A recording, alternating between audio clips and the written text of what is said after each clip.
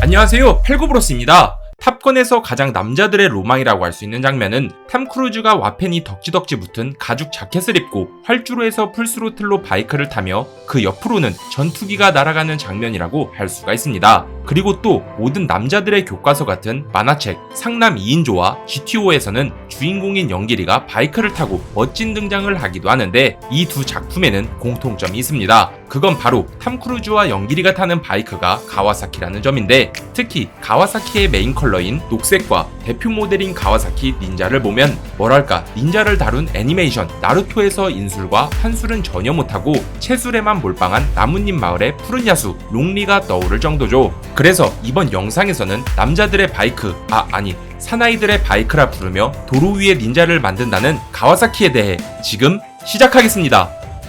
이륜차 가와사키가 아닌 가와사키 중공업의 그 시작.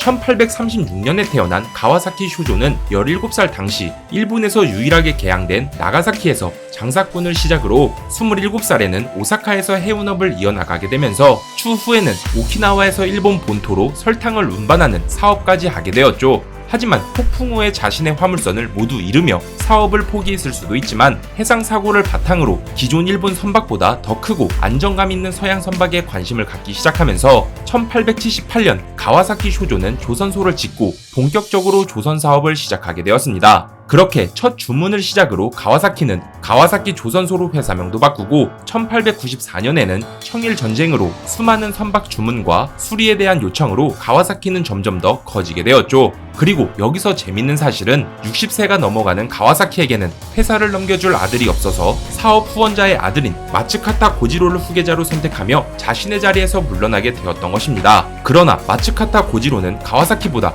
더욱 뛰어난 사업 능력을 갖고 있었기에 기존 조선소에서 더 증설해 선박용 증기터빈과 철도, 기관차 등 다양하게 사업군을 넓혀갔고, 특히 러일 전쟁 이후로는 일본 최초로 잠수함도 건조했다고 하네요. 게다가 마츠카타는 여기서 멈추지 않고 영국이 1차 세계대전에서 사용한 항공기의 감명을 받아 라이트 형제가 나무 비행기를 만든 지 15년 만인 1918년 가와사키 효고 제철소 옆으로 가와사키 항공기부까지 설립을 했고, 1922년부터는 항공기를 제조해 일본 최초로 금속 항공기를 제작하게 되었습니다. 물론 그 사이에 가와사키는 당연히 자동차에도 손을 대긴 했지만 일본 정부의 명령으로 자동차 생산은 중단이 되었고, 나중에는 가와사키 조선소와 가와사키 에어크래프트가 합쳐져 엔진이 달린 모든 것을 다루는 가와사키 헤비 인더스트리가 되기도 했죠.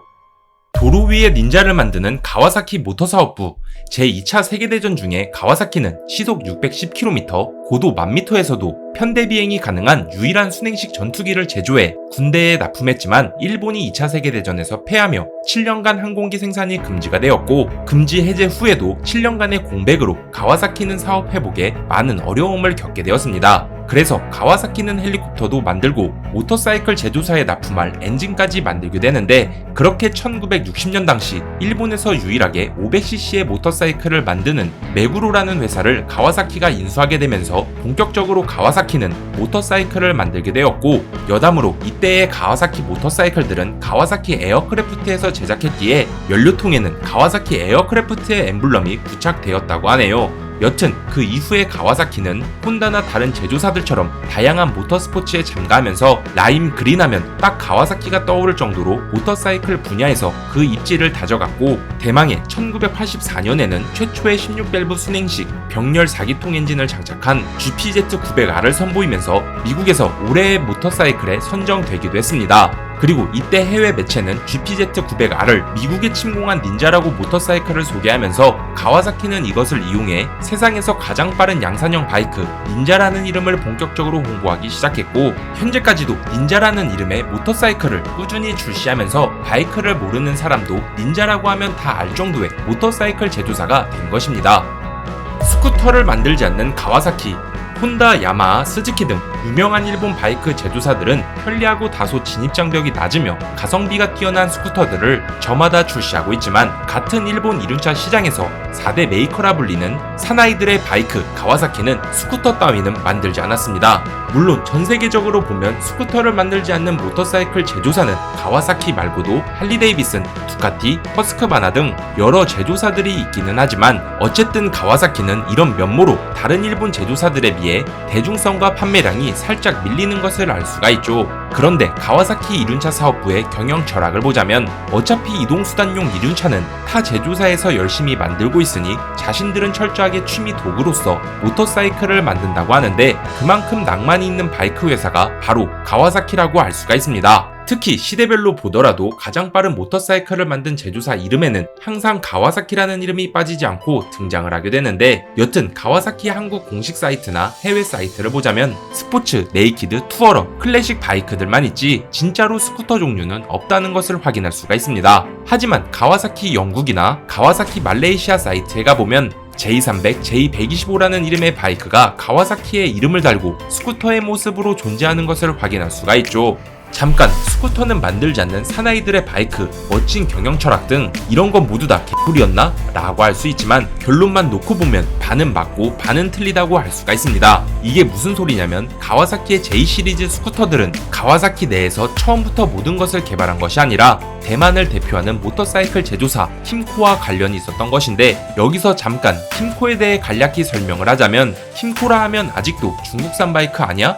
그저 배달용 오토바이 아니야? 라고 생각하시는 분들이 많을 텐데, 사실 킴코는 일찍이 혼다와 제휴를 맺고 혼다의 제품을 생산하면서 그 노하우와 기술력들로 회사를 키워나가 SYM과 더불어 대만 최대의 모터사이클 제조사라고 할 수가 있습니다.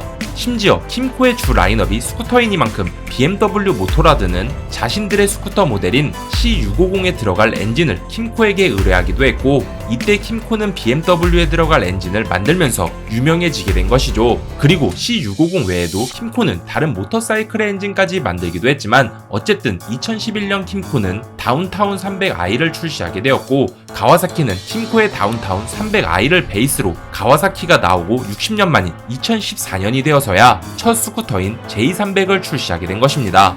물론 이 둘의 외형은 살짝 다르긴 한데, 플랫폼, 엔진, 브레이크 및 서스펜션 등 모든 부품들은 모두 킴코에서 제작되어 사실상 같은 바이크라고 할 수가 있는 것이죠.